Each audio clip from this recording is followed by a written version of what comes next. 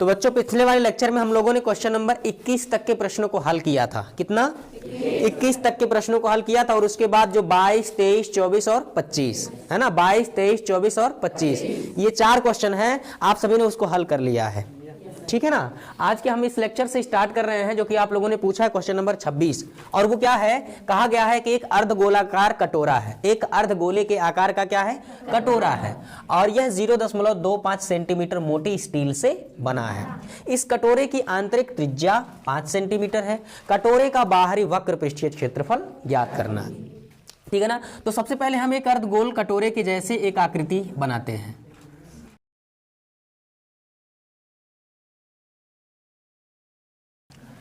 हाँ तो बच्चों देखिए, प्रश्न के हिसाब से हमने एक अर्धगोले के आकार का या एक कटोरे के आकार की एक आकृति बना लिया है। ठीक है ना, जो कि अर्धगोलाकार आप लोग को दिख रहा है। ठीक है ना। अब इसके अंदर ये खोखला गोला है, इसकी कुछ मोटाई है, मतलब जो कटोरा है इसकी कुछ मोटाई है, स्टील की कुछ मोटाई है। और यहाँ मान लिया जाए इसका केंद्र है। ये होगा अंदर की त्रिज्या, यहाँ तक, यहाँ से लेकर के यहाँ तक ये अंदर की त्रिज्या होगी, आंतरिक त्रिज्या। ठीक है ना। और इसको क्या नाम दिया जाए? R1। और ये होगा केंद्र, O से मान लिया जाए बाहर की त्रिज्या। ठीक है ना। और इसको आप नाम दे दिए R2। बाबू अगर बाहरी वाली त्रिज्या R2 में से अंदर वाली त्रिज्या R1 को हम घटा देंगे तो हमें मोटाई मिल जाएगा। क्या मिल जाएगा? मोटाई। यानी मोटाई अगर आप लोग को पता करना है कि स्टील की कितनी होगी तो उसके लिए बाहरी वाली त्रिज्या में से आंतरिक त्रिज्या को घटा देंगे। ठीक है ना। तो जैसा कि मैंने आकृति में मान लिया, अब उसको मैं लिख नहीं रहा हूं कि आंतरिक त्रिज्या R1 और बाहरी त्रिज्या R2 है। ठीक है ना। तो हम लिखते हैं स्टील की मोटाई। स्टील की मोटाई कैसे निकालेंगे? बाहरी त्रिज्या, क्या निकालेंगे बाबू? बाहरी त्रिज्या माइनस आंतरिक त्रिज्या, माइनस आंतरिक त्रिज्या। ठीक है ना। इस स्टील की मोटाई जो है वो आप लोग को दी गई है 0.25। इस स्टील की मोटाई आप लोग को दी गई है कितनी? 0.25। बाहरी त्रिज्या कितना है ये हम लोग को नहीं मालूम। बाहरी त्रिज्या R2 ये हम लोग को नहीं मालूम। आंतरिक त्रिज्या R1 है जो कि हम लोग को मालूम है, कितना है? 5 सेंटीमीटर। ठीक है ना। अब आप क्या करेंगे? 0.25 बराबर R2 आप लोग को मालूम नहीं है, R1 जो कि कितना है? आंतरिक त्रिज्या, ये कितना दे दिया गया है? 5 सेंटीमीटर। तो ये हो जाएगा 5 सेंटीमीटर। -5 को इधर लाएंगे तो 0.25 -5 इधर आएगा तो +5 बराबर होगा R2। 5 में 0.25 जोड़ेंगे तो 5.25 हो जाएगा ये R2। ठीक है ना। यानी कि बाहरी त्रिज्या R2 बराबर 5.25 क्या? सेंटीमीटर। ये है बाहरी त्रिज्या। क्या है? बाहरी त्रिज्या। अब वक्र पृष्ठ निकालना है इसको। वक्र पृष्ठ मतलब जो बाहर का वक्राकार पृष्ठ है उसी का क्षेत्रफल निकालना है। ठीक है ना। तो सिंपल सी बात है, आप लोग सूत्र लगाएंगे क्या? अर्धगोले का बाहरी वक्र पृष्ठीय क्षेत्रफल, वक्र पृष्ठीय क्षेत्रफल, बाहरी वक्र पृष्ठीय क्षेत्रफल। ठीक है ना। वक्र पृष्ठीय क्षेत्रफल का, अर्धगोले का वक्र पृष्ठीय क्षेत्रफल कितना होता है? 2πr²। लेकिन बाहरी वक्र पृष्ठीय क्षेत्रफल निकाल रहे हैं तो बाहरी त्रिज्या रखेंगे जो कि कितना है? R2। ठीक है ना। तो ये आ जाएगा 2 गुणे पाई, R2 का मान रख लीजिए 5.25 और इसका होल स्क्वायर, ये आ जाएगा 2 पाई 5.25 का स्क्वायर। ठीक है।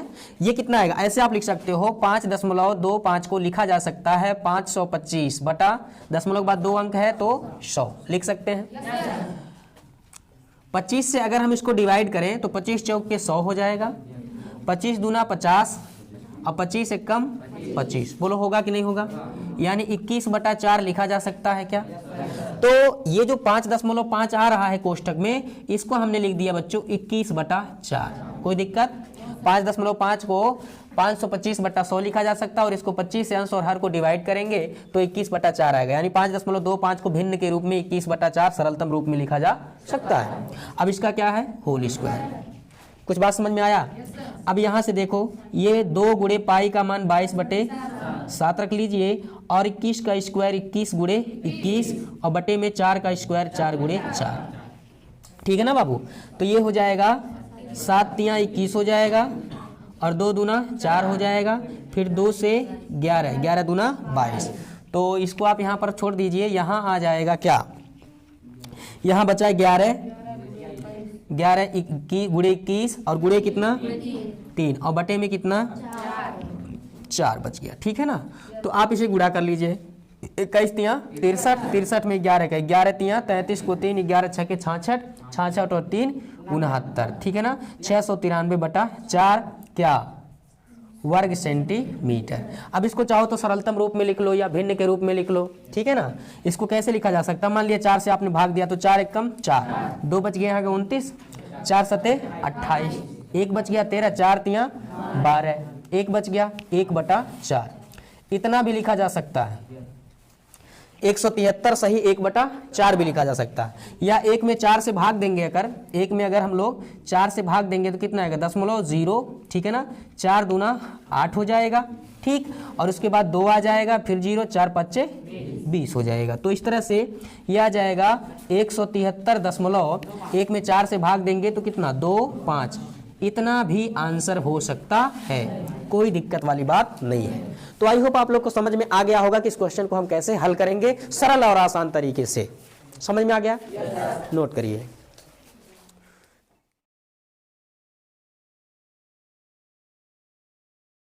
हाँ, तो बच्चों इस प्रश्नावली का अगला और आखिरी तथा इस चैप्टर का भी आखिरी क्वेश्चन है, क्वेश्चन नंबर 27, जो कि आप लोगों ने पूछा हुआ है।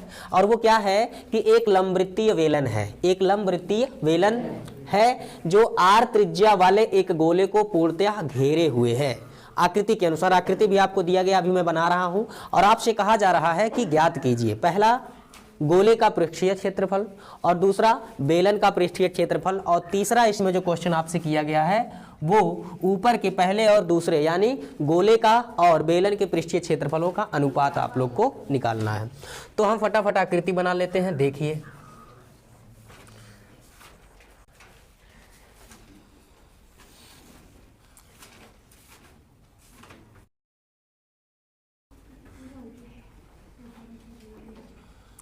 मीरा के प्रभु गिरधर नागर राधा के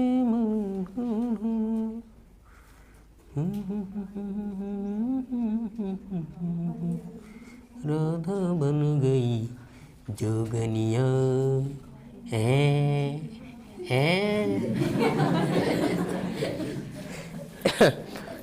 चलो, हंस रहे हो आप लोग?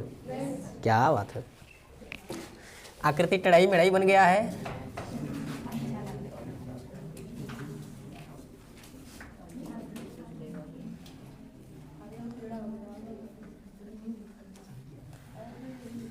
चलो समझ लो। लो जी लल्ला, मैंने सीधे सीधे खुल्लम खुल्ला बना लिया है। ये गोल गोल, जैसे प्लेट में राजभोग है ना, डिब्बे में राजभोग होता है, उसी तरह से ये एक बेलन के आकार का मतलब एक लंबवृत्तीय बेलन है।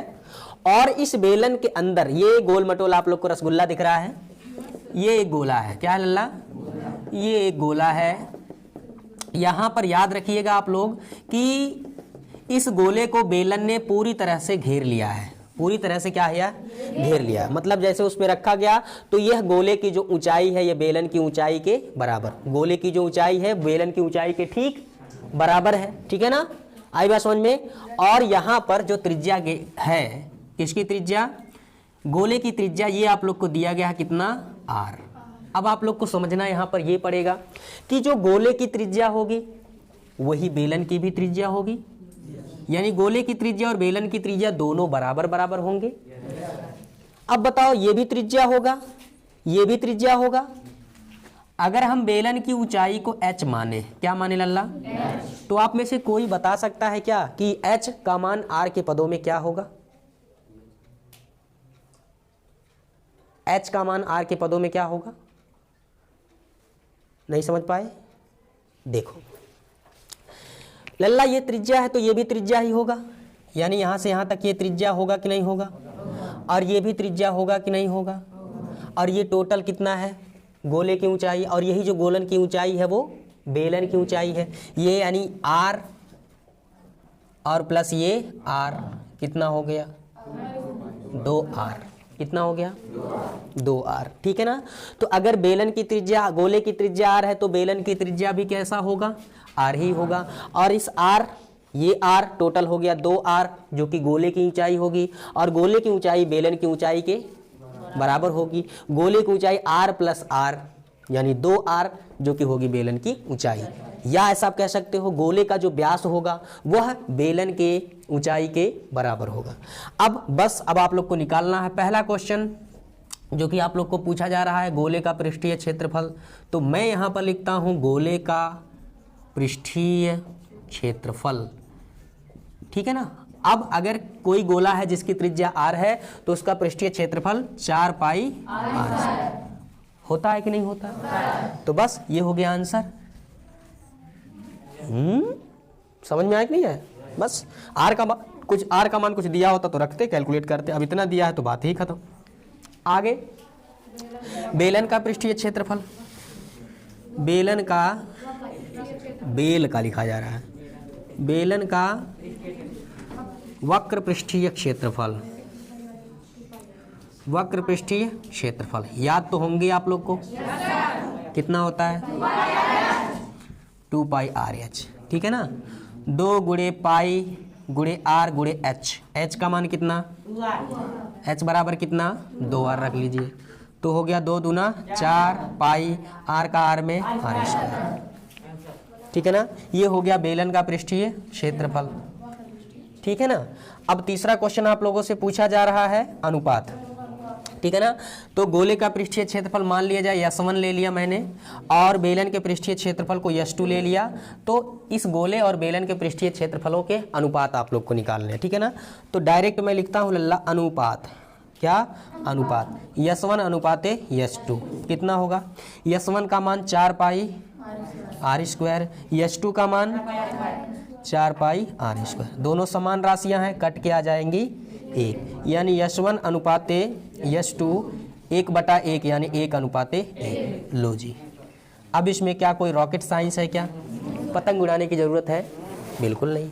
नोट करो, और इस चैप्टर और इस प्रश्नावली के आखिरी, इस प्रश्नावली और इस चैप्टर के समापन की आप सभी को बहुत बहुत शुभकामनाएं, बहुत बहुत बधाइयाँ। तैयारी बना करके रखो, टेस्ट कभी भी हो सकता है, ठीक है ना। सो आज के इस लेक्चर में बस इतना ही। अगले लेक्चर में फिर मिलेंगे, एक नए ऊर्जा, नए उत्साह, नए जुनून के साथ नए वाले चैप्टर्स की शुरुआत करेंगे। तब तक के लिए आप सभी हमें, अपने शुभचिंतक को दीजिए इजाज़त। जय हिंद, जय भारत।